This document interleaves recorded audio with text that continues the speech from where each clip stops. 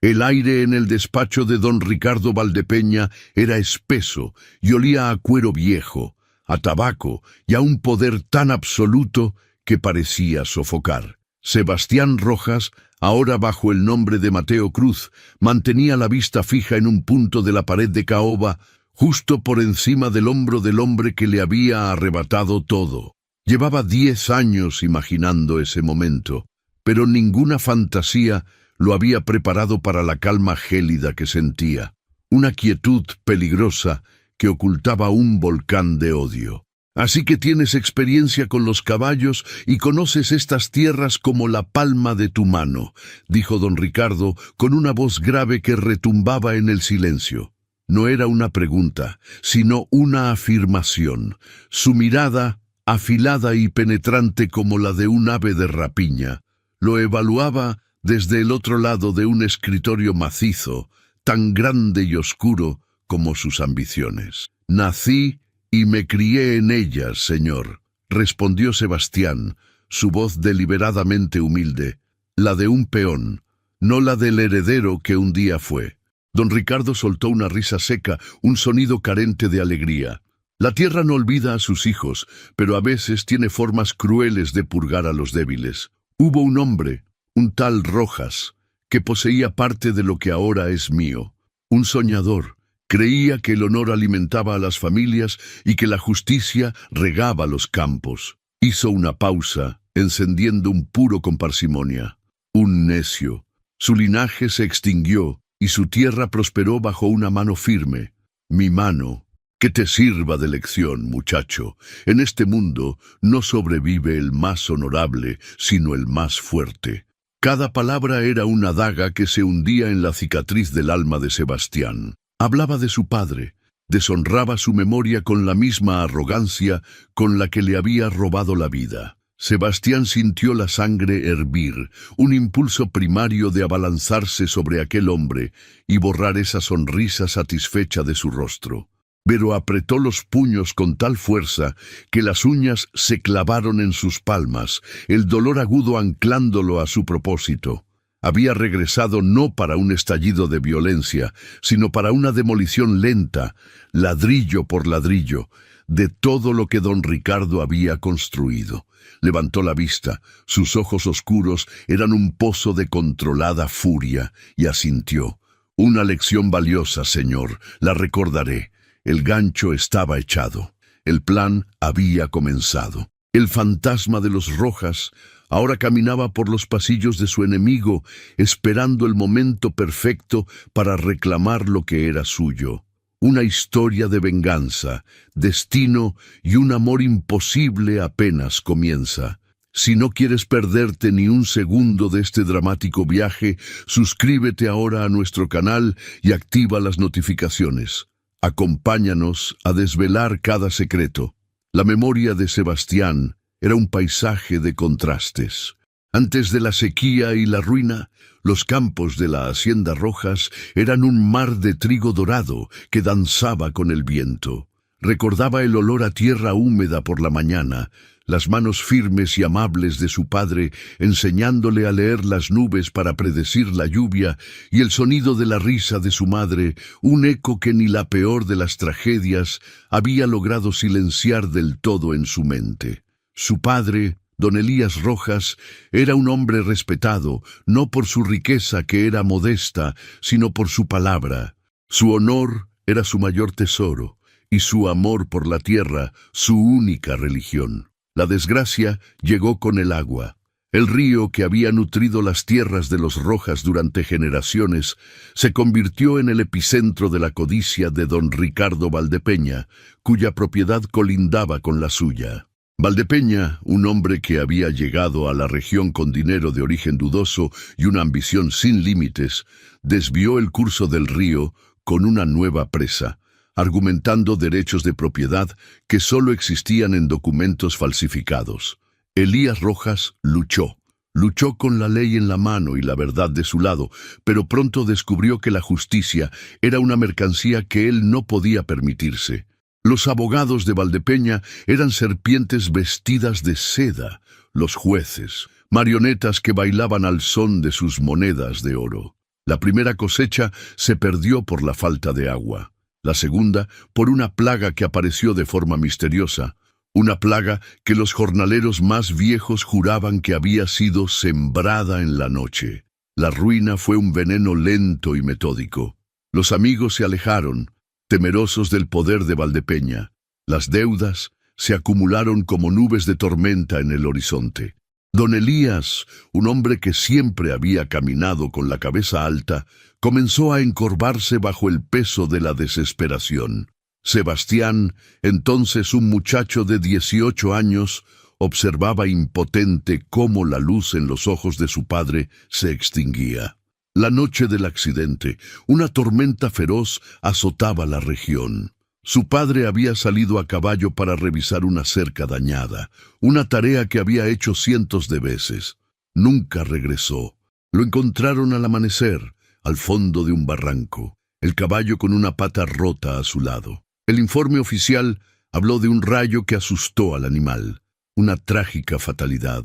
Pero Sebastián sabía la verdad en lo más profundo de sus huesos. La cerca había sido cortada deliberadamente, el camino saboteado. Fue un asesinato disfrazado de infortunio, el golpe final y cobarde de don Ricardo. Esa misma semana, con la orden de desahucio en la puerta y el olor a luto impregnando cada rincón de su hogar, un Sebastián de corazón roto se arrodilló sobre la tumba de su padre.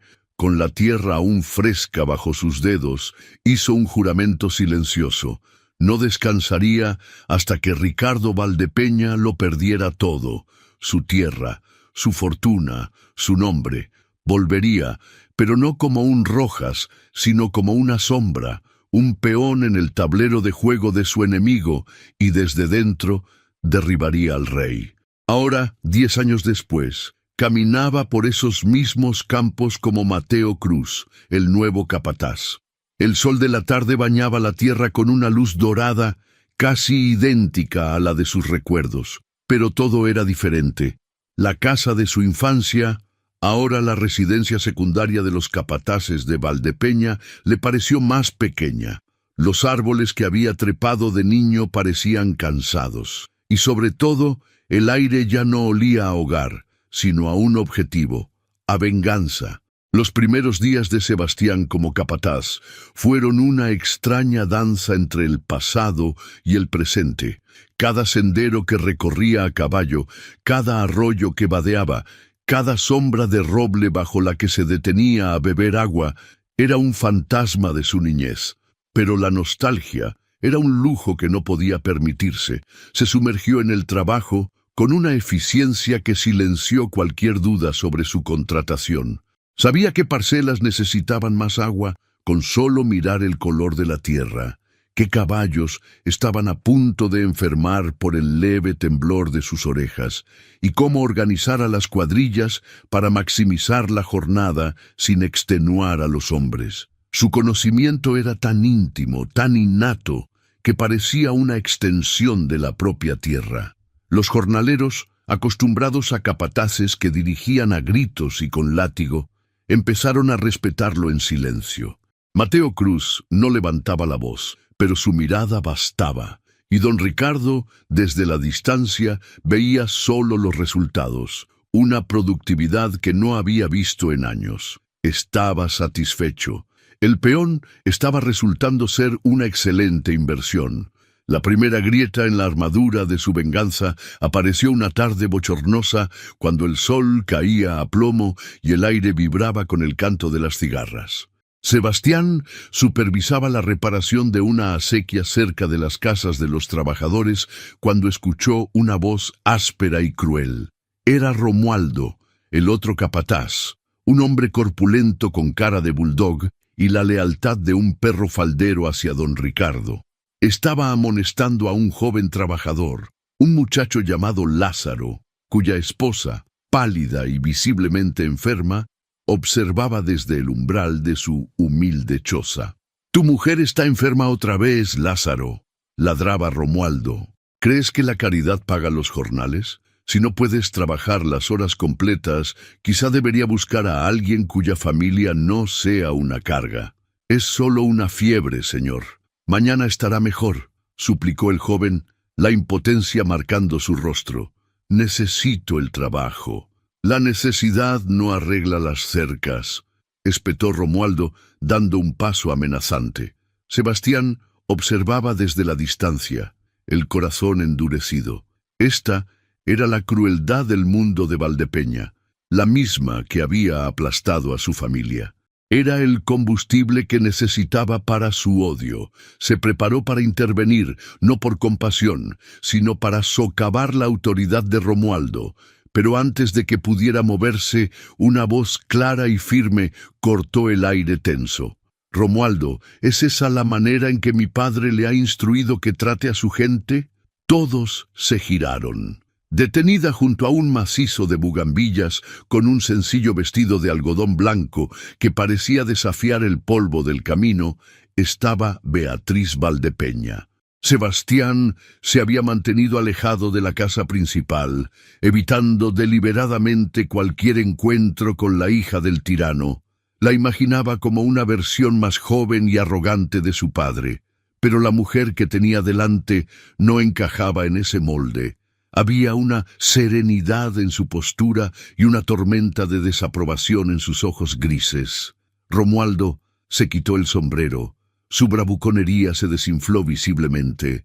«Señorita Beatriz, yo solo me aseguraba de que el trabajo se hiciera. El trabajo se hará mejor si nuestros hombres no viven con el temor de ser despedidos por una enfermedad», replicó ella, su voz suave pero inquebrantable. «Lázaro, ve a cuidar de tu esposa. Dile que le enviaré a Nana con un caldo y algunas hierbas. Mañana será otro día». Luego se volvió hacia el capataz. «Y usted, Romualdo, recuerde que estas familias son nuestra responsabilidad, no nuestros esclavos». Sin esperar respuesta, se alejó, caminando con una gracia que parecía fuera de lugar en aquel entorno de dureza y necesidad. Sebastián se quedó inmóvil, sintiendo una confusión que lo sacudió hasta los cimientos. Había visto a una Valdepeña defender a un peón. Había visto compasión donde solo esperaba encontrar desdén.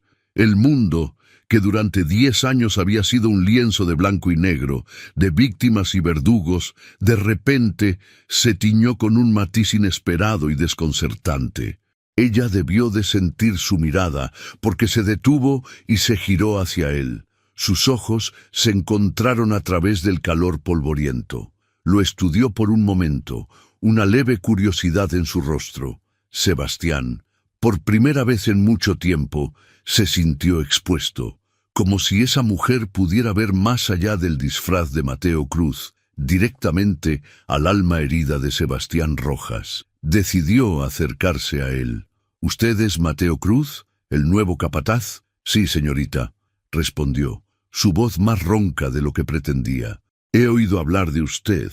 Los hombres dicen que conoce la tierra como si hablara su idioma», dijo ella, una leve sonrisa jugando en sus labios. «Y mi padre, lo cual es mucho más sorprendente, está impresionado. Solo hago mi trabajo. Parece que lo hace bien». Sus ojos grises, límpidos y penetrantes lo escrutaron. «Pero dígame, señor Cruz, ¿por qué un hombre que parece tan capaz tiene una mirada tan triste?» La pregunta lo tomó por sorpresa. Nadie, en todos sus años de exilio y planificación, le había preguntado por su tristeza. La gente veía su seriedad, su eficiencia, su distancia, pero nadie se había atrevido a mirar más adentro. Se sintió como un castillo asediado cuya puerta principal, que creía inexpugnable, acababa de ser abierta de par en par por una pregunta sencilla. «La vida en el campo es dura, señorita. Deja su marca», respondió, recurriendo a una verdad a medias que sonó hueca incluso para sus propios oídos. Beatriz no pareció convencida. «Supongo que sí, pero también creo que algunas marcas no las hace la tierra, sino las personas». Hizo una pausa, como si esperara que él dijera más. Cuando él permaneció en silencio, ella suspiró suavemente. «Sea como sea, bienvenido a la hacienda. Espero que su estancia aquí sea justa». Se dio la vuelta y continuó su camino hacia la casa principal, dejando a Sebastián solo con el zumbido de los insectos y el latido desbocado de su propio corazón. Había venido a destruir a un monstruo, pero acababa de descubrir que en la guarida de ese monstruo vivía un ángel. Y ese ángel, con una sola mirada, había puesto en peligro todo su universo de odio y venganza. La imagen de Beatriz Valdepeña se instaló en la mente de Sebastián como una espina, una molestia persistente y dolorosa en el centro de su odio. Durante días, su pregunta resonó en sus oídos. ¿Por qué un hombre tan capaz tiene una mirada tan triste? Era una fisura en su armadura, una grieta por la que amenazaba con filtrarse una luz que él no deseaba. Para contrarrestarlo, se obligó a recordar. Por las noches, en la soledad de su austero cuarto, evocaba el rostro derrotado de su padre, el sonido hueco de la tierra cayendo sobre su ataúd, el frío de la intemperie en su primera noche como huérfano. Reavivaba su furia, como quien atiza las brasas de una hoguera a punto de extinguirse. La venganza era su único refugio, la única promesa que le quedaba. La compasión de una Valdepeña no era más que una ilusión, una trampa del destino para desviarlo de su único y verdadero camino. Fue en medio de esta batalla interna que recibió la llamada de don Ricardo. El terrateniente lo esperaba de nuevo en su despacho, pero esta vez su actitud no era de evaluación, sino de aprobación. Un mapa de la vasta propiedad estaba extendido sobre el escritorio. «Cruz», dijo sin preámbulos, señalando una gran sección coloreada en verde. «Estas son las tierras nuevas. Las adquirí hace 10 años. La tierra es fértil, la mejor de la región, pero su rendimiento nunca ha estado a la altura de mis expectativas. Los capataces anteriores eran perezosos o estúpidos, o ambas cosas». Sebastián sintió que el aire se escapaba de sus pulmones. Las tierras nuevas. Ese era el nombre que Valdepeña le había dado a la Hacienda Rojas. Estaba señalando el corazón de su hogar robado. «He visto lo que has hecho en el último mes», continuó don Ricardo, ajeno a la tormenta que se desataba en el interior de su capataz. «Has puesto en orden a los hombres y has demostrado conocer cada palmo de este valle. A partir de mañana te harás cargo de las tierras nuevas, supervisarás la siembra del trigo de invierno y la cosecha de la aceituna.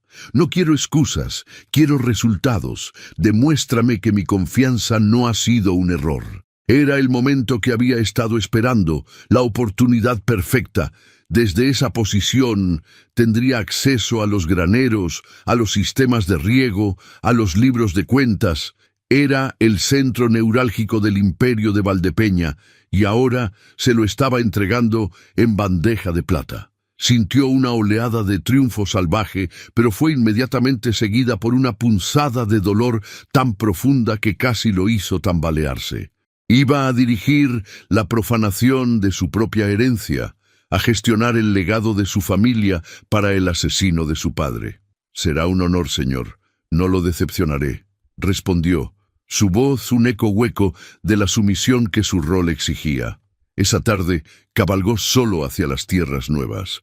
Al llegar a la colina desde donde su padre solía mostrarle sus dominios, se detuvo. El paisaje era dolorosamente familiar.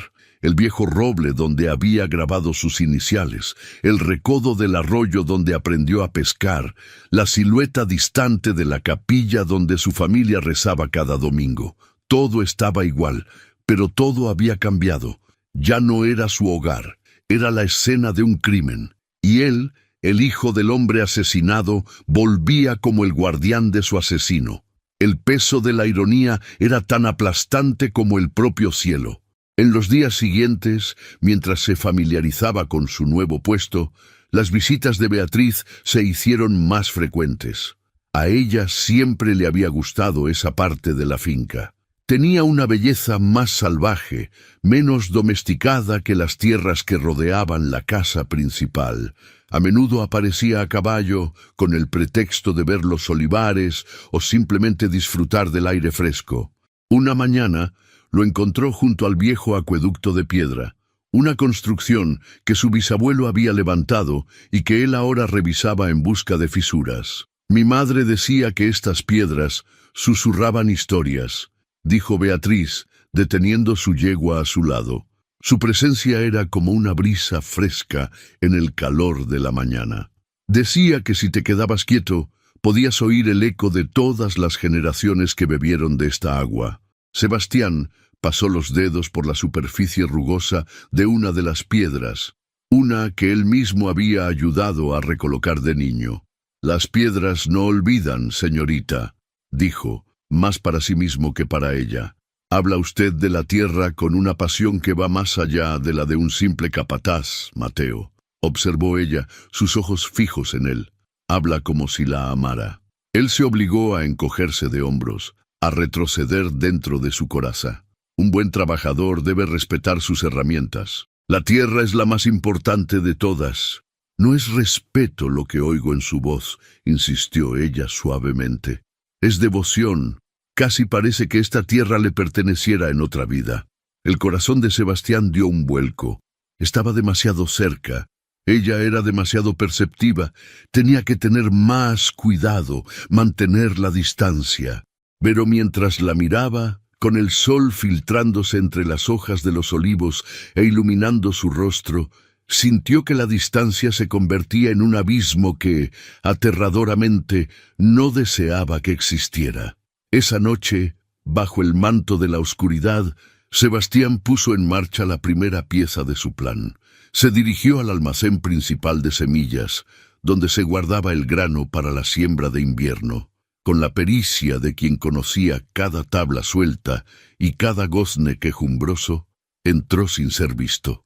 No quemó nada, no destruyó nada. La violencia era el método de Valdepeña, no el suyo.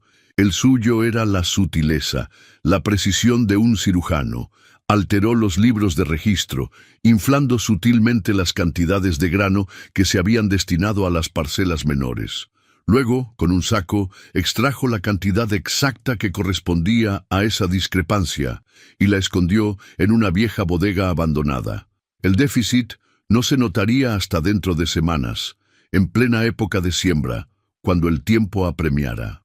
Crearía retrasos, pánico, y requeriría una compra de grano de emergencia a un precio desorbitado, mermando las ganancias de Valdepeña. Salió del almacén y se detuvo, mirando la silueta de la casa principal recortada contra un cielo estrellado.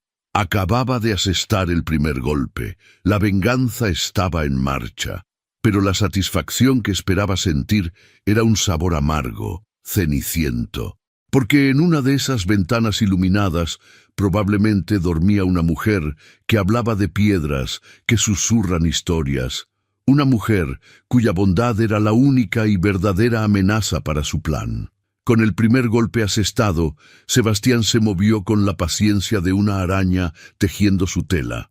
Su venganza no sería un incendio, sino una helada, silenciosa, paulatina y letal. Su siguiente objetivo fueron los olivares centenarios que trepaban por las laderas del oeste, el orgullo de don Ricardo y la fuente de su aceite más premiado.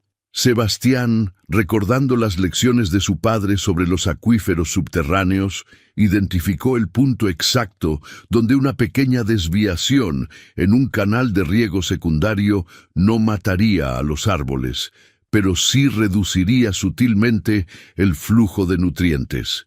Durante varias noches, trabajando con pala y azadón bajo la luna, alteró el curso del agua. Serían meses, quizá hasta la próxima cosecha, antes de que alguien notara que los olivos parecían un poco menos vigorosos, sus frutos ligeramente más pequeños. Sería atribuido a un mal año, a la falta de lluvias, a cualquier cosa menos a un sabotaje deliberado. Era el crimen perfecto, invisible a ojos de todos, salvo para la tierra misma. Mientras sus noches estaban dedicadas a la oscuridad de su plan, sus días se veían cada vez más invadidos por una luz inesperada, la presencia de Beatriz. Ella parecía encontrar siempre una razón para cabalgar por las tierras nuevas. A él le desconcertaba su interés. Al principio pensó que podría ser una forma de vigilancia ordenada por su padre, pero descartó la idea. No había astucia en su mirada, solo una curiosidad genuina y una soledad que él, un experto en la materia, reconocía al instante. Su relación, hasta entonces una serie de conversaciones cortas y miradas cargadas de significado, cambió de forma irrevocable una tarde de finales de otoño.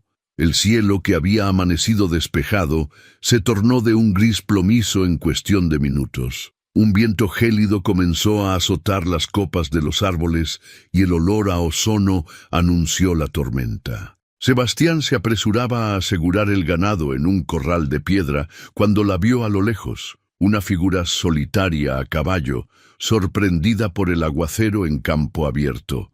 El cielo se partió con el estruendo de un trueno y una cortina de lluvia torrencial se desplomó sobre el valle. Sin pensarlo dos veces, espoleó a su propio caballo y galopó hacia ella. La encontró intentando controlar a su yegua, asustada por los relámpagos. «¡Por aquí, señorita!», le gritó por encima del rugido de la tormenta. «¡Conozco un refugio!». La guió hasta una vieja cabaña de pastores, semioculta en una hondonada, y que él conocía desde niño. Estaba ruinosa, pero el techo de pizarra, aunque cubierto de musgo, aún se mantenía firme. Entraron justo cuando la tormenta desataba toda su furia. Adentro, el aire era fresco y olía a paja seca y a tierra. La lluvia golpeaba el techo con un ritmo frenético, aislándolos del resto del mundo. Estaban solos, envueltos en la penumbra. Beatriz se quitó el sombrero empapado y unas gotas de lluvia resbalaron por su sien. «Gracias, Mateo. Me has salvado de un buen baño», dijo, intentando sonreír, aunque temblaba ligeramente de frío. «No es nada», respondió él. Se quitó su gruesa manta de lana del hombro y, tras dudar un instante, se la ofreció. «Tome, se va a resfriar». Ella lo miró, sorprendida por el gesto, pero la aceptó y se envolvió en ella. El silencio se instaló entre ellos, roto solo por el sonido de la tormenta. «Nunca me ha hablado de usted, Mateo», dijo ella de repente, su voz más suave en la intimidad de la cabaña. «¿De dónde viene? ¿Tiene familia?» Sebastián sintió una punzada de pánico. La mentira era fácil con don Ricardo, alimentada por el odio, pero mentirle a ella, a sus ojos claros y sinceros, se sentía como una traición. «No hay mucho que contar, señorita. Soy huérfano. Mis padres murieron cuando yo era joven», dijo, aferrándose a la verdad más dolorosa. «No tengo a nadie. He trabajado la tierra desde que tengo memoria, de un lugar a otro».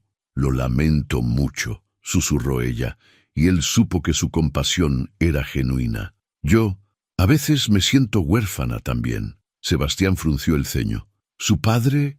Mi padre está vivo, sí», respondió ella con un suspiro, su mirada perdida en la lluvia que se veía a través de la puerta. «Pero está tan ocupado construyendo su reino que se olvidó de construir un hogar. Mi madre murió hace muchos años, y yo estoy aquí, atrapada en una jaula de oro. Sueño con ver el mar, con estudiar arte en Madrid, pero para él son solo tonterías de mujer. Mi único deber es casarme con un hombre que pueda añadir más tierras a las suyas». Por primera vez, Sebastián no vio a la hija de su enemigo, sino a otra víctima de la tiranía de Ricardo Valdepeña. Vio a una prisionera, igual que él lo había sido de su propio dolor. En ese momento, un relámpago cegador iluminó el cielo, seguido de un trueno tan violento que hizo temblar la cabaña. Un trozo del techo de madera podrida se desprendió y cayó hacia ellos. El instinto de Sebastián fue más rápido que su pensamiento. Se abalanzó sobre Beatriz, empujándola contra la pared y cubriéndola con su propio cuerpo, mientras los trozos de madera caían inofensivamente a su lado. El peligro pasó en un segundo, pero él se quedó allí, con el rostro a centímetros del de ella, una mano apoyada en la pared junto a su cabeza. Podía sentir el calor de su cuerpo a través de la manta, el temblor de su respiración. Sus ojos grises, muy abiertos, estaban fijos en los suyos. El mundo exterior, la tormenta, la venganza, todo desapareció.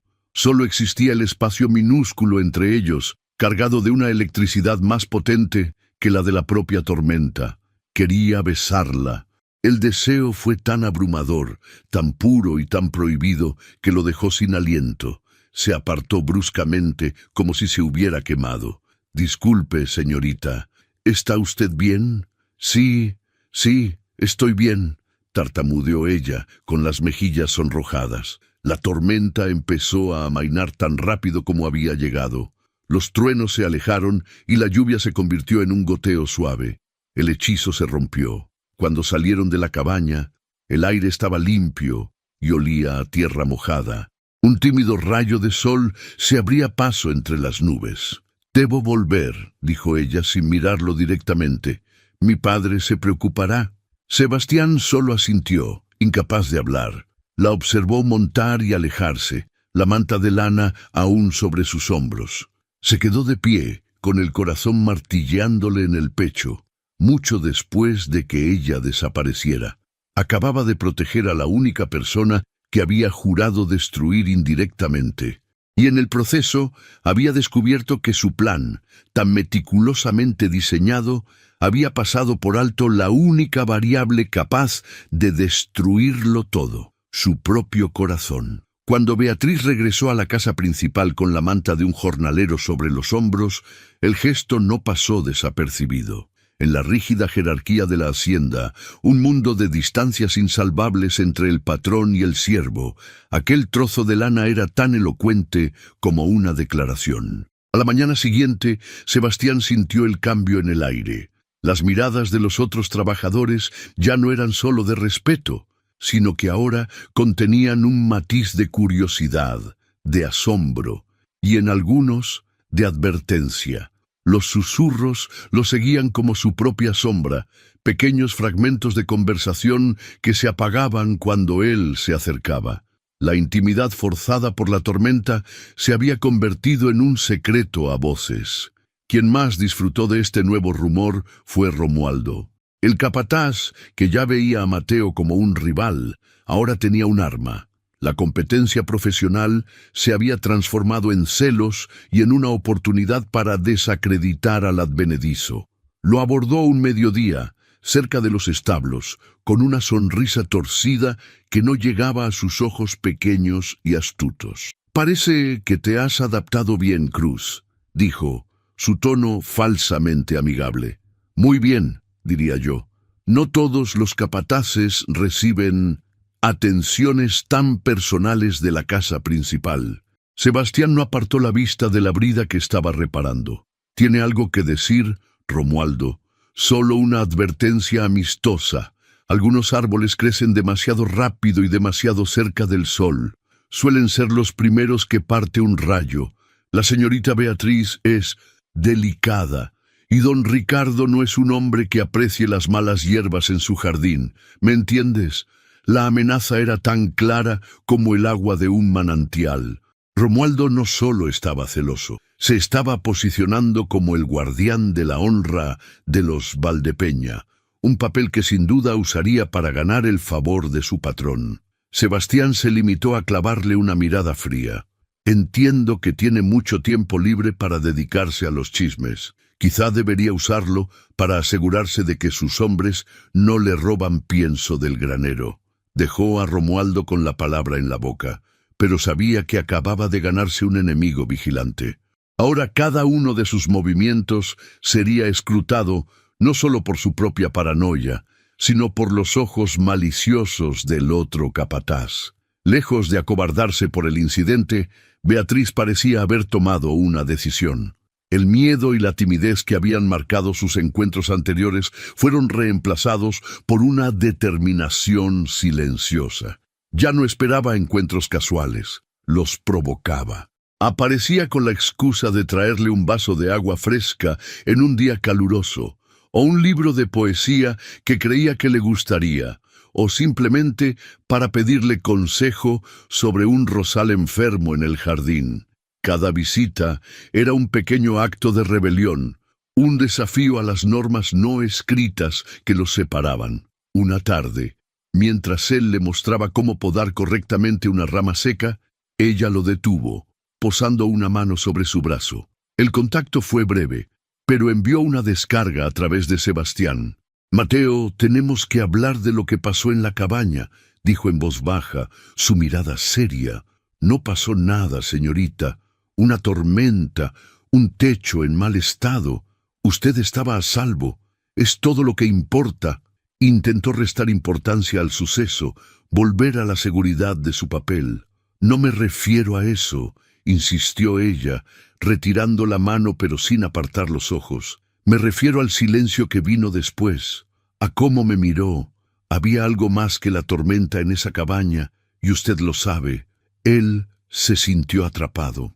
Cada instinto de supervivencia le gritaba que negara, que se distanciara, que la ahuyentara por su propio bien y por el de su misión. Pero al ver la vulnerabilidad en su rostro, la súplica de honestidad en sus ojos, las palabras de rechazo se atascaron en su garganta. «Usted es la hija de mi patrón, yo soy solo un capataz», dijo finalmente, su voz áspera. «No puede haber nada más. No debe haberlo». La vio encogerse ligeramente, el dolor apenas perceptible en su expresión. «Ya veo». Entonces, la tristeza en sus ojos no es lo único que esconde. También esconde su corazón detrás de muros. Me pregunto quién le enseñó a construirlos tan altos. Sebastián ha elegido su juramento por encima de sus sentimientos, levantando un muro entre él y Beatriz. ¿Crees que hace lo correcto para protegerla o es un error que lamentará? Déjanos tu opinión en los comentarios y únete a la conversación. La conversación fue interrumpida por la llegada de un carruaje a la casa principal. Un carruaje lujoso, del que descendió un joven de aspecto arrogante, vestido con la elegancia de la capital. Beatriz suspiró, su rostro ensombreciéndose. «Parece que ha llegado mi primer pretendiente», dijo con amargura. «Mi padre ha decidido que es hora de que cumpla con mi deber». Esa noche, la cena en la casa Valdepeña fue un asunto tenso. Sebastián no estuvo presente, pero la historia le llegó a través de los sirvientes. Don Ricardo había presentado oficialmente al joven, un conde con más títulos que tierras, como un candidato ideal para su hija, y, en un momento de furia, le había prohibido a Beatriz volver a fraternizar con los jornaleros. La advertencia era clara. Don Ricardo también había notado la cercanía y estaba cortando el problema de raíz. Sebastián se enteró de todo mientras realizaba su ronda nocturna, el silencio de la noche roto solo por el sonido de sus botas sobre la grava. La red se estaba cerrando a su alrededor. Romualdo lo vigilaba como un halcón. Don Ricardo estaba moviendo los hilos para cazar a Beatriz y alejarla de él.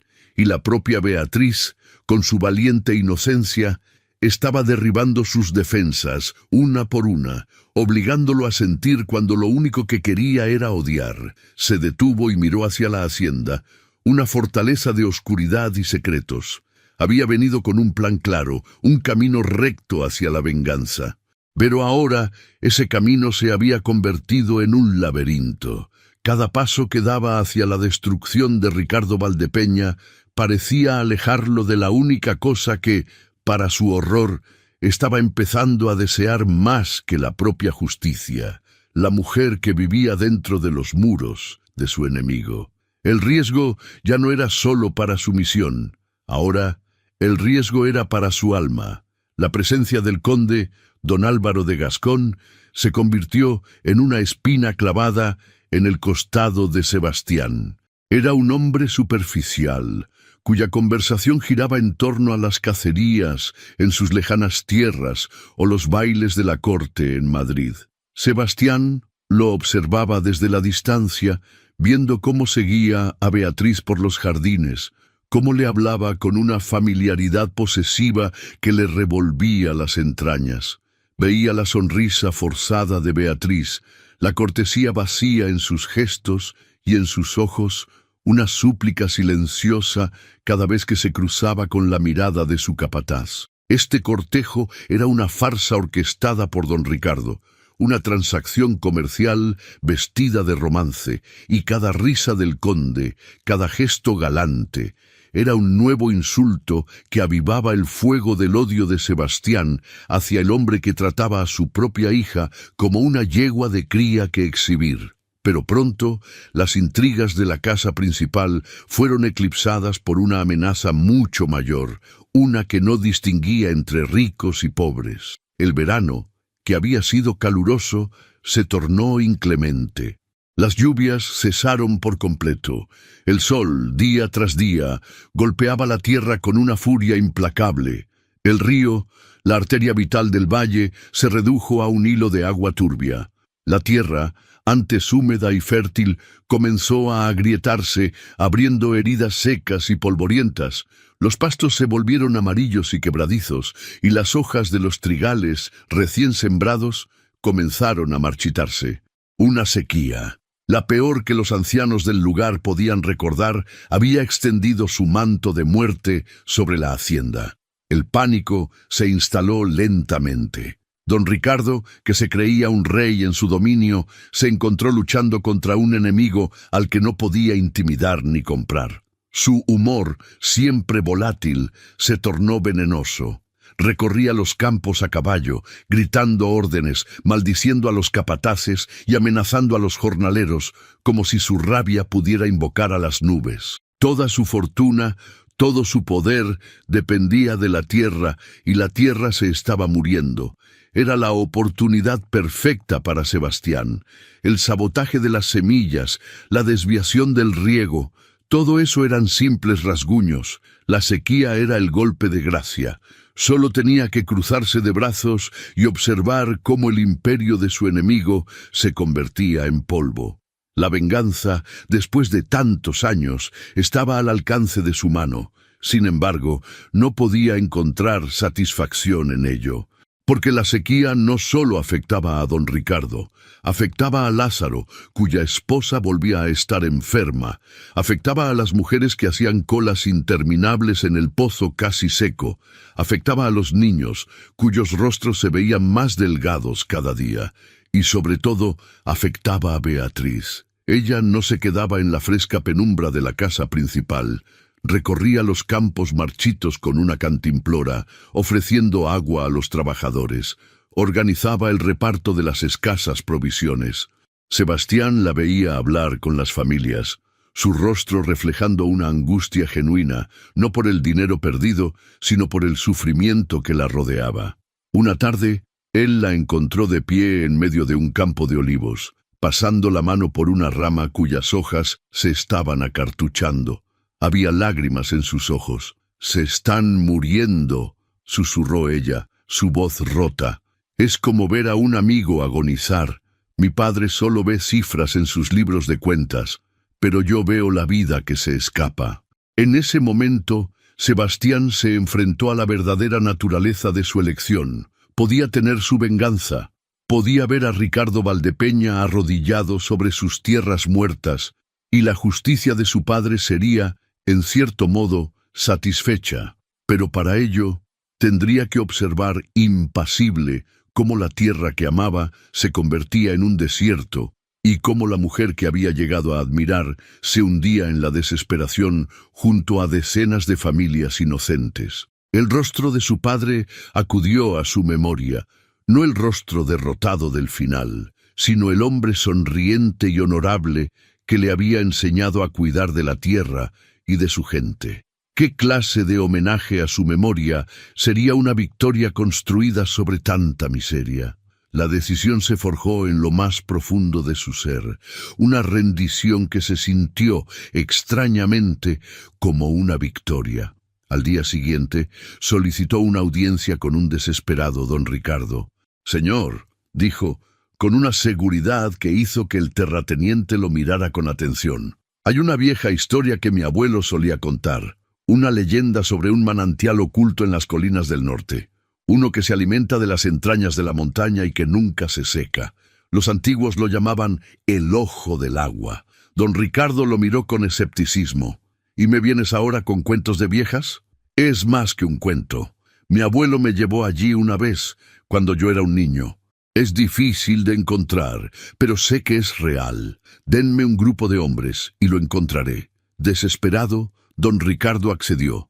Durante 2 días, Sebastián guió a una cuadrilla de trabajadores exhaustos por las colinas resecas. El sol los castigaba y la esperanza flaqueaba. Pero Sebastián no dependía de la suerte, sino de la memoria. Recordaba el mapa que su propio padre le había dibujado en la tierra, el secreto mejor guardado de la familia Rojas. Finalmente, en una pequeña cueva oculta tras una cortina de hiedra seca, encontró lo que buscaba: una veta de roca húmeda.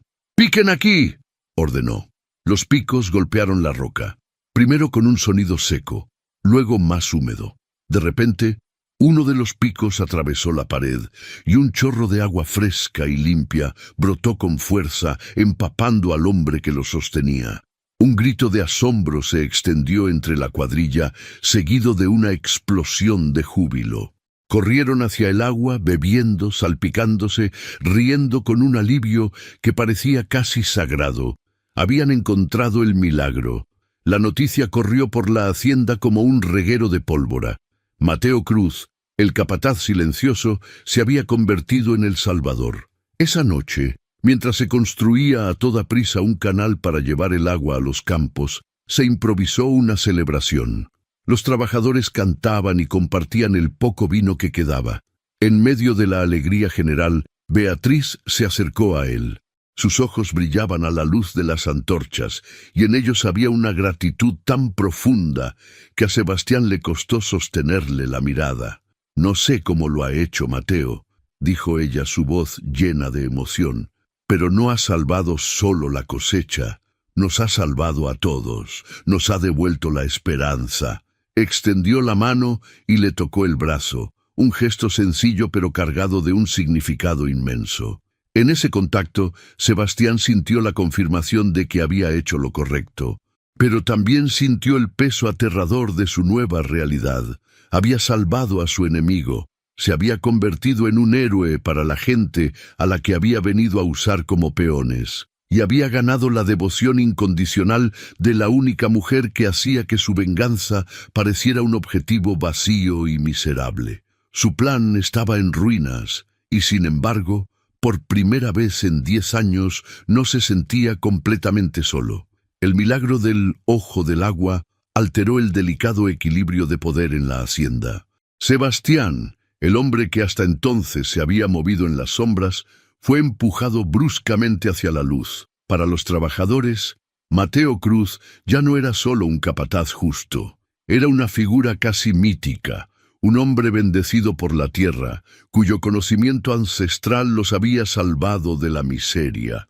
Lo saludaban con una reverencia que rozaba la devoción y seguían sus órdenes con una lealtad incondicional, una lealtad que antes solo pertenecía, por temor, a don Ricardo.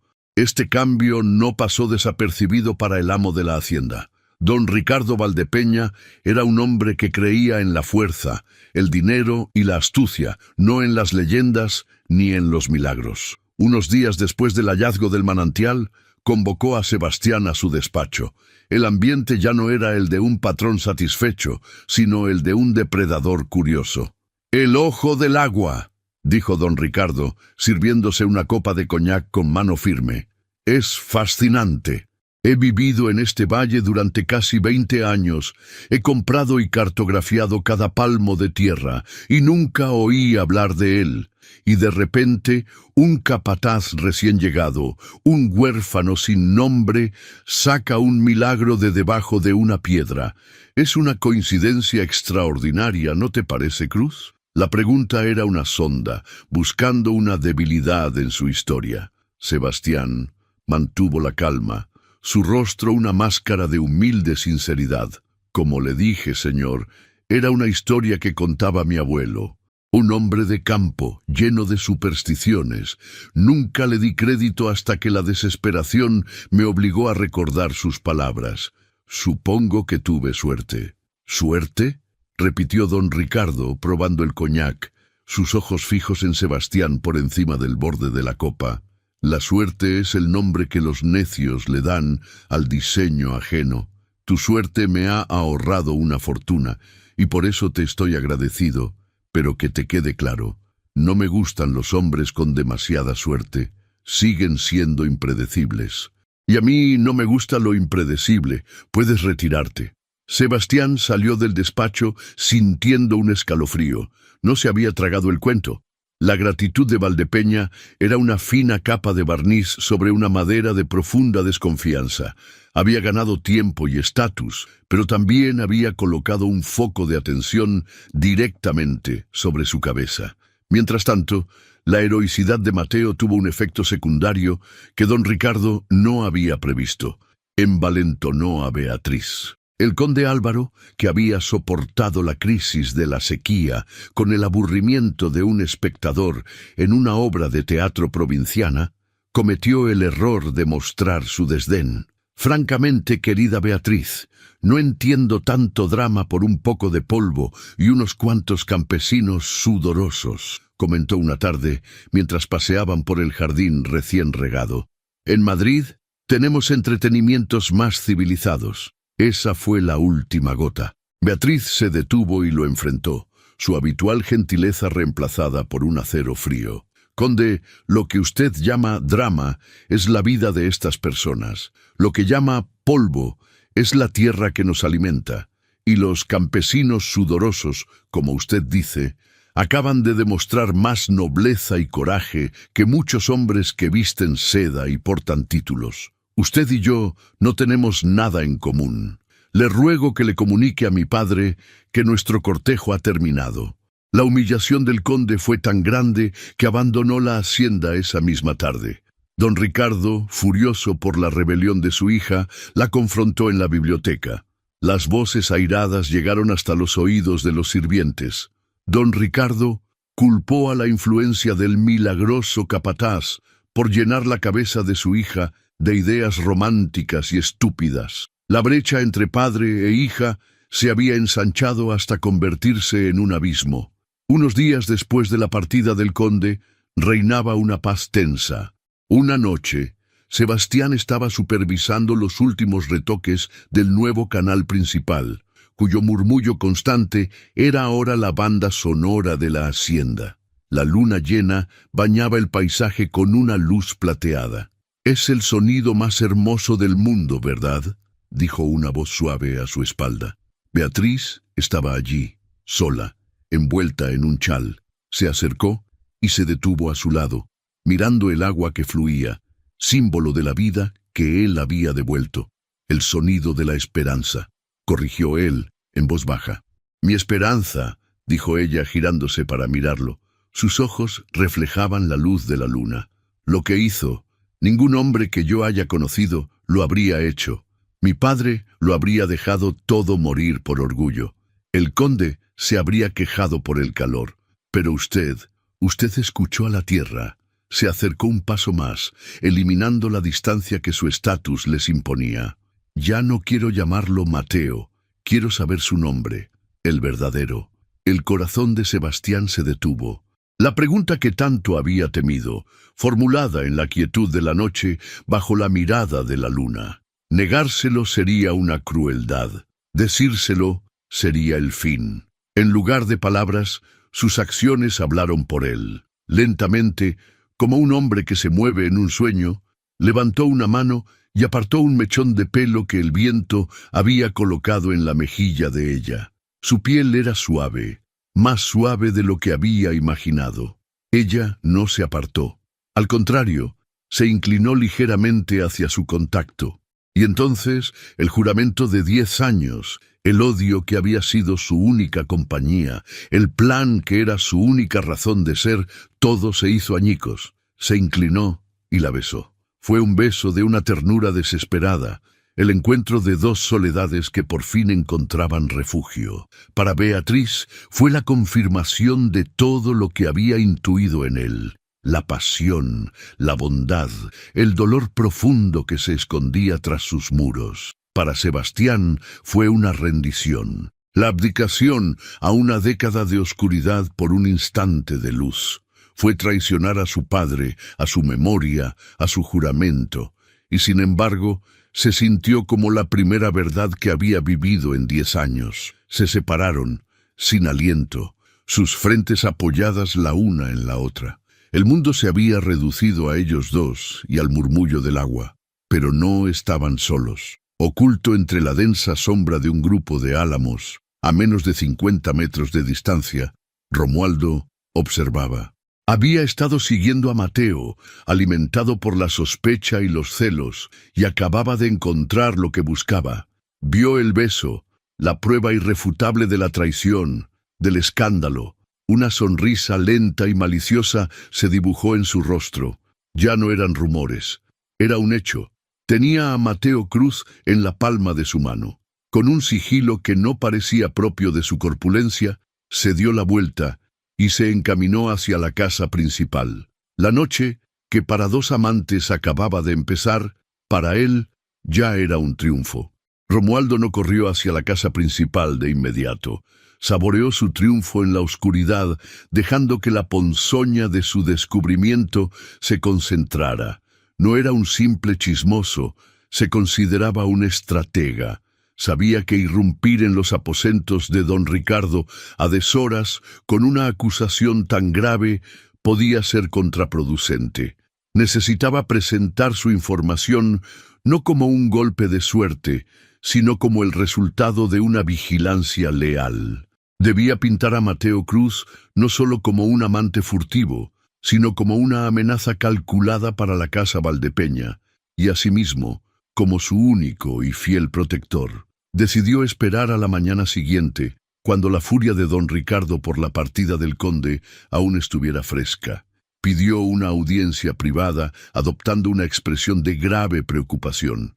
«Señor, con el debido respeto, hay algo que debe saber», comenzó, su voz un susurro conspirador. «He estado vigilando al nuevo capataz Cruz. Su ascenso ha sido inusual, y temo que sus ambiciones no se detienen en los campos». Don Ricardo lo miró con impaciencia. «¿A qué te refieres, Romualdo? Habla claro». «Anoche, señor, lo vi con la señorita Beatriz, junto al nuevo canal». Hizo una pausa dramática, dejando que la implicación flotara en el aire. No estaban hablando de la cosecha, la estaba besando, como un igual. El rostro de don Ricardo pasó del enojo a una furia lívida. El color le subió por el cuello hasta las sienes, y una vena palpitó en su frente.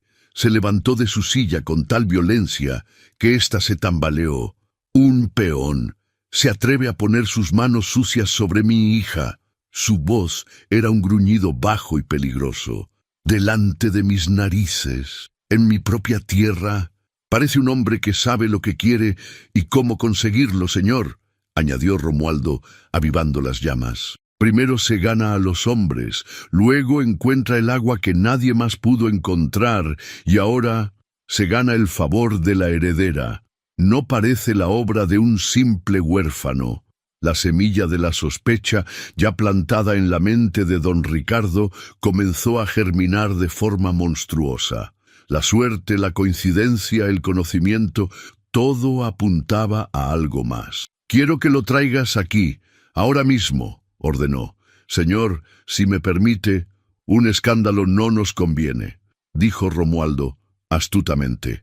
«Quizá sea mejor tratar este asunto con discreción, lejos de oídos curiosos». Mientras el veneno de Romualdo se esparcía por el despacho, Sebastián y Beatriz vivían en una burbuja de esperanza frágil. Se encontraron de nuevo al amanecer, en las ruinas de la vieja capilla de la finca, un lugar que ambos sentían como neutral, un santuario lejos de la tiranía de la casa principal. «Mi padre está furioso», dijo Beatriz, sus manos entrelazadas con las de él. «Me ha prohibido volver a hablarte. Pero no me importa. Lo que sentí anoche fue real». «Lo fue», confirmó Sebastián, su corazón dividido entre el éxtasis y el terror. «Beatriz, esto es peligroso para ti. Tu padre, mi padre solo ve tierras y títulos. No me ve a mí», lo interrumpió ella, sus ojos grises llenos de una nueva determinación. «Noquiero esta vida, Sebastián». Había usado su nombre real, que él le había susurrado la noche anterior, y el sonido en sus labios fue a la vez dulce y doloroso. «Si te fueras de aquí, podría ir contigo». La pregunta lo dejó sin aliento. ¿Irse? ¿Abandonar su venganza? 10 años de su vida habían estado dedicados a la destrucción de Ricardo Valdepeña, pero al mirar el rostro de Beatriz, iluminado por la primera luz del alba, vio un futuro que nunca se había atrevido a imaginar. Un futuro de paz, de amor, de construcción en lugar de demolición. Podríamos, dijo la palabra saliendo como un suspiro, lejos de aquí, empezar de nuevo. Era una promesa frágil, un sueño tejido en el aire, pero por primera vez se sintió posible. Acordaron tener cuidado, esperar a que la furia de su padre se calmara y entonces harían un plan. Pero el tiempo se les había agotado. Romualdo, buscando una prueba definitiva para sellar el destino de Mateo, forzó la cerradura de su humilde cuarto mientras Sebastián estaba en el campo. Registró sus escasas pertenencias hasta que encontró una tabla suelta bajo el catre.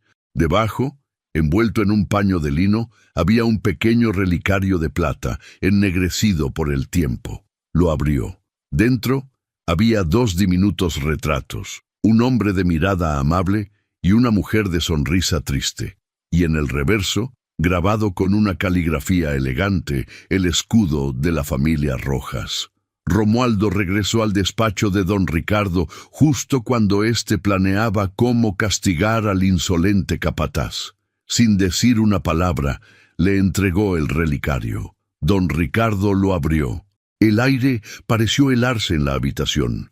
Miró los rostros en miniatura y luego el escudo. Sus ojos se abrieron de par en par, primero con incredulidad y luego con una comprensión terrible que transformó su rabia en un frío glacial. Rojas. Siseó el nombre como una maldición. Sebastián Rojas. El cachorro. Volvió. Todo encajó en su sitio. El conocimiento de la tierra, la leyenda del manantial, la audacia de acercarse a su hija. No era un peón con ambiciones. Era el fantasma de su mayor pecado, vuelto para atormentarlo. El hijo de Elías Rojas. Su plan cambió instantáneamente. Esto ya no era un asunto de honor familiar. Era una cuestión de supervivencia. No podía simplemente despedirlo. No podía permitir que el hijo de su enemigo viviera ahora que conocía su rostro. Esa tarde, un mozo le entregó un mensaje urgente a Sebastián. Cruz, reúnase conmigo al anochecer en el viejo granero del Lindero Norte. Ha habido un problema con cuatreros. Venga solo. R.B. La excusa era plausible. El lugar, remoto y aislado. Sebastián leyó la nota, una punzada de inquietud atravesándolo. Pero la letra era de don Ricardo y la orden era clara. Pensó en Beatriz, en su promesa. Quizás si resolvía este último problema, se ganaría la confianza necesaria para planear su huida. Al atardecer, mientras el sol teñía el cielo de colores sangrientos, Sebastián ensilló su caballo. Su mente no estaba en los cuatreros, sino en un futuro incierto, en unos ojos grises y en la posibilidad de una vida que nunca creyó merecer. Cabalgó hacia el Lindero Norte, ajeno a que no se dirigía a resolver un problema, sino a una emboscada. Cabalgaba directamente hacia el odio de un hombre que ahora no solo conocía su plan, sino también su nombre. Y esta vez, Ricardo Valdepeña no pensaba dejar cabos sueltos. El viejo granero se alzaba contra el cielo crepuscular como el esqueleto de un animal prehistórico. Las maderas de las paredes estaban combadas y llenas de agujeros, y el viento silbaba a través de ellas, creando un lamento fúnebre. Sebastián desmontó, su mano instintivamente posada sobre el cuchillo de trabajo que llevaba en el cinto. El aire estaba demasiado quieto, el silencio demasiado profundo. No había señales de ganado suelto ni de cuatreros. Era una trampa. Lo supo en el mismo instante en que sus botas tocaron el suelo. «¿Don Ricardo?», llamó, su voz sonando extrañamente alta en el silencio. La única respuesta fue el crujido de una tabla a su espalda. Se giró con la velocidad de un rayo, pero era demasiado tarde. Romualdo, con una sonrisa de chacal, le cerraba el paso. De las sombras del granero emergieron otros 2 hombres, matones a sueldo de la hacienda, con garrotes en las manos. Estaba rodeado. Parece que tu suerte se ha terminado, Cruz, dijo Romualdo saboreando el momento. Sebastián no perdió el tiempo en palabras, se abalanzó sobre el hombre más cercano, usando su agilidad para esquivar un torpe garrotazo y golpeándolo en el estómago.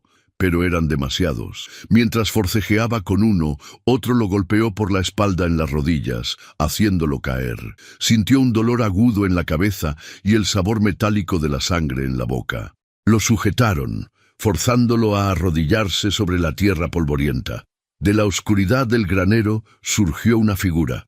No era un matón, sino el propio don Ricardo Valdepeña, caminando con la calma de un emperador en el Coliseo. En su mano, algo brillaba bajo la última luz del día, el relicario de plata. Buscaba esto. Sebastián, dijo, dejando que el nombre flotara en el aire como un veneno. El mundo de Sebastián se inclinó sobre su eje. Lo sabía. Todo el engaño, toda la farsa se había desmoronado. Se sintió desnudo, expuesto, pero la revelación también lo liberó. Ya no tenía que fingir. El odio, puro y destilado durante 10 años, afloró a su rostro. Así que al final el cobarde da la cara. Escupió Sebastián, probando su propia sangre. Don Ricardo se rió, un sonido desprovisto de humor. El cachorro de Rojas tiene colmillos. ¿Quién lo hubiera dicho? Tu padre era igual de insolente. Un soñador que creía que su honor era un escudo. Yo le enseñé que el honor solo sirve para que te entierren con él. Usted lo mató, afirmó Sebastián, cada palabra afilada como un trozo de cristal roto. Tu padre no fue lo suficientemente inteligente como para mantenerse al margen de mi camino, admitió don Ricardo con arrogancia, su confesión un eco en la quietud de la noche. Se aferró a su tierra, a su río, como un necio. Orquesté su ruina, sí, y cuando aún así no se doblegó, me aseguré de que tuviera un desafortunado accidente. Tú cometiste el mismo error que él, sobreestimar tu propio valor y volver a mi tierra. La confesión, brutal y sin remordimientos, resonó en el aire. Era todo lo que Sebastián había venido a oír, la verdad que había alimentado su venganza durante una década. ¡Padre! La voz no era de Sebastián, era un grito ahogado, lleno de horror y de una incredulidad desgarradora. Desde la entrada del granero, iluminada por la luna que se asomaba en el horizonte, Beatriz los miraba. Había seguido a Sebastián, un mal presentimiento instalado en su pecho desde que supo de la extraña orden de su padre, y había llegado a tiempo para escuchar la verdad de la boca del monstruo al que llamaba padre. El rostro de don Ricardo se descompuso. Beatriz, vete a casa. Esto no es asunto tuyo. Pero ella no se movió. Sus ojos pasaron del rostro ensangrentado de Sebastián, arrodillado en el suelo, al de su padre, y por primera vez lo vio como realmente era, un asesino, un ladrón, un tirano. El mundo que conocía se hizo añicos. Es verdad, susurró, aunque ya sabía la respuesta. Lo hice por nosotros, gritó don Ricardo, su voz teñida de desesperación. Por nuestro nombre, por tu futuro. Ese hombre es un Rojas. Vino a destruirnos. Beatriz avanzó lentamente, sus pasos firmes sobre la tierra seca. Se detuvo no junto a su padre, sino entre él y Sebastián, creando una barrera humana con su frágil cuerpo. Este no es mi nombre, dijo, su voz temblando pero llena de una nueva e inquebrantable fuerza. Mi nombre no se construirá sobre tumbas y mentiras. «Aparta, Beatriz», rugió su padre, su control hecho pedazos. Sacó una pistola del interior de su chaqueta, su mano temblando de rabia. «No dejaré que el hijo de ese desgraciado me lo arrebate todo. Romualdo, sujétalo». Romualdo y los otros avanzaron, pero Sebastián, a pesar de sus heridas, no había dicho su última palabra. «No necesita el relicario para saber quién soy, Valdepeña», dijo, su voz resonando con una calma mortal. «¿Necesita esto para saber quién es usted?» Don Ricardo se detuvo. «¿De qué hablas, maldito insolente? He pasado 10 años planeando esto. ¿Cree que solo vine a ensuciarme las manos con sabotajes mientras usted contaba su dinero? Yo buscaba el viejo libro de cuentas de su primer administrador, el que usted creía quemado. Sebastián sonrió, una sonrisa ensangrentada y triunfal. Lo encontré. Está a buen recaudo, y en él está todo, el fraude de las tierras, las transferencias de dinero, incluso el pago a un hombre llamado Méndez por un accidente a caballo. El color desapareció del rostro de don Ricardo.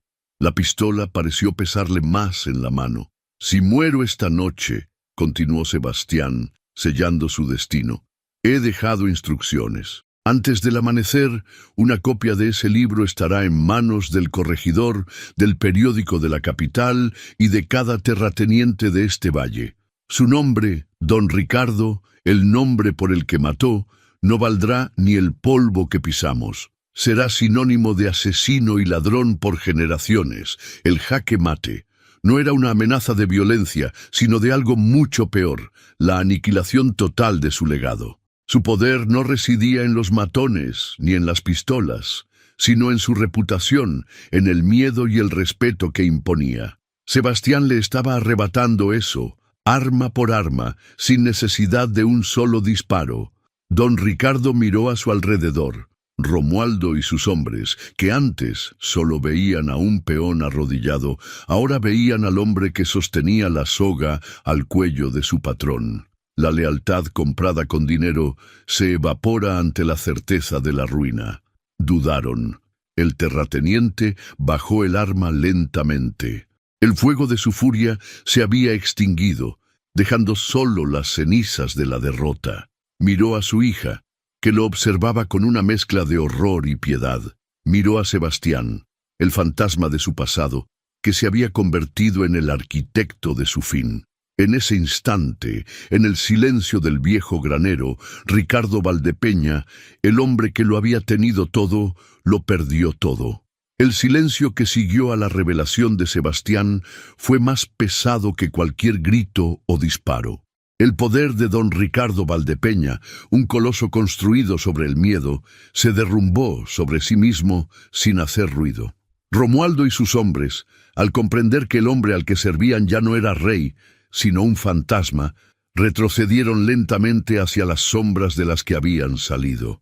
No hubo una orden, solo un entendimiento tácito de que la lealtad se había disuelto. Uno a uno se desvanecieron en la noche, abandonando a su amo derrotado. Don Ricardo no los miró. Su vista estaba fija en el vacío. El arma colgaba inerte en su mano hasta que, finalmente, la dejó caer al suelo con un ruido sordo. Sin dirigir una palabra a su hija ni a Sebastián, se dio la vuelta y comenzó a caminar, no como el terrateniente arrogante que era, sino como un anciano frágil y encorvado, arrastrando los pies de vuelta a la casa que ahora era su prisión de lujo. Cuando la figura de su padre desapareció, Beatriz corrió al lado de Sebastián y lo ayudó a ponerse en pie. Él se apoyó en ella, el dolor de sus heridas mezclándose con el alivio abrumador. En la quietud del granero, bajo la mirada impasible de la luna, ella rasgó un trozo de su enagua y limpió con delicadeza la sangre de su rostro. Sus gestos no eran apasionados, sino infinitamente tiernos, los de alguien que cuida el tesoro más preciado del mundo. Sebastián, susurró, y su nombre en sus labios ya no sonaba a secreto, sino a pertenencia. Se acabó. Sí, respondió él, su voz ronca. Se acabó. El odio que lo había consumido durante una década se había evaporado, dejando en su lugar un vasto y tranquilo vacío que solo la presencia de ella a su lado parecía poder llenar. La venganza había muerto, y en su lugar algo nuevo y frágil comenzaba a nacer. Pasaron los meses. El otoño dio paso a un invierno suave y luego a una primavera que pareció estallar con una vitalidad renovada. La vida en la hacienda Valdepeña, ahora conocida por todos simplemente como las tierras del valle, se transformó. Don Ricardo vivía recluido en sus aposentos, un fantasma en su propia casa. Beatriz, en un acto de piedad filial que Sebastián nunca entendió del todo, pero que respetó profundamente, no hizo público el libro de cuentas. En cambio, Lo usó como una palanca silenciosa para tomar el control total de la propiedad y garantizar la cooperación de su padre. Él conservó su vida y su libertad, pero perdió lo que más valoraba, su poder y su nombre. Bajo la dirección de Beatriz, y con Sebastián como su socio y consejero, se inició una era de restitución. Usando los registros del libro de cuentas, contactaron a las familias a las que don Ricardo había estafado, ofreciéndoles la devolución de sus tierras o una compensación justa. Los salarios de los jornaleros fueron aumentados, se construyeron viviendas dignas y se estableció un sistema de reparto de beneficios de las cosechas. El miedo que había gobernado el valle durante 20 años fue reemplazado por un respeto ganado con justicia y trabajo. Sebastián encontró una nueva misión. El conocimiento de la tierra que había planeado usar para destruir, ahora lo usaba para construir. Trabajaba codo con los hombres, a los que una vez vio como meros instrumentos, enseñándoles las viejas técnicas de su padre, sanando la tierra que su enemigo había explotado, y en el proceso se sanó a sí mismo. La sed de venganza fue reemplazada por el orgullo del constructor, la satisfacción de ver la vida florecer donde antes había planeado sembrar la ruina. Su relación con Beatriz floreció junto con los campos. Se convirtieron en un equipo, sus fortalezas complementándose a la perfección. Ella aportaba la visión, la compasión y la diplomacia. Él, el conocimiento práctico, la resiliencia y una comprensión profunda del corazón de la tierra y de su gente. El amor, que había nacido en circunstancias tan prohibidas, se convirtió en el cimiento de un nuevo mundo. Una tarde de verano, un año después de aquella noche terrible en el granero, ambos estaban de pie en la colina que dominaba el valle. Era el mismo lugar donde Sebastián había llorado su pérdida y jurado su venganza. Ahora, el paisaje que se extendía ante ellos era un tapiz de verdes y dorados, vibrante de vida. Los campos de trigo, más altos y sanos que nunca, se ondulaban bajo la brisa. A lo lejos, el murmullo del agua del ojo del agua, fluyendo por los canales, era una promesa constante de prosperidad. Mi padre siempre decía que la tierra tiene memoria, dijo Sebastián, su voz tranquila mientras tomaba la mano de Beatriz. Creía que recordaba tanto las caricias como las heridas. Y tenía razón, respondió ella, apoyando la cabeza en su hombro. Mira a tu alrededor, está sanando, y no solo la tierra, también las personas. Sebastián la miró, al amor de su vida, a la mujer que debería haber odiado y que, en cambio, le había enseñado a vivir de nuevo. Ella no era la hija de su enemigo, era su redención. Nosotros también estamos sanando, corrigió él. Se inclinó y la besó. Un beso que no tenía el sabor de la desesperación o del secreto, sino de la paz, del hogar encontrado. Ya no era un peón en un juego de venganza. Era un hombre que tras buscar la destrucción había encontrado la forma más pura de justicia, la creación de un futuro mejor sobre las cenizas del pasado. Juntos observaron cómo el sol comenzaba a ponerse, no como un final, sino como el comienzo de incontables mañanas por venir. Si esta historia de amor, venganza y redención ha conmovido tu corazón, no olvides dejar un me gusta y suscribirte para no perderte ningún cuento. Para más narrativas que te atraparán desde el primer momento, haz clic en el video que aparece en pantalla ahora mismo. Gracias por unirte a nuestra comunidad de amantes de las grandes historias. Te esperamos en la próxima.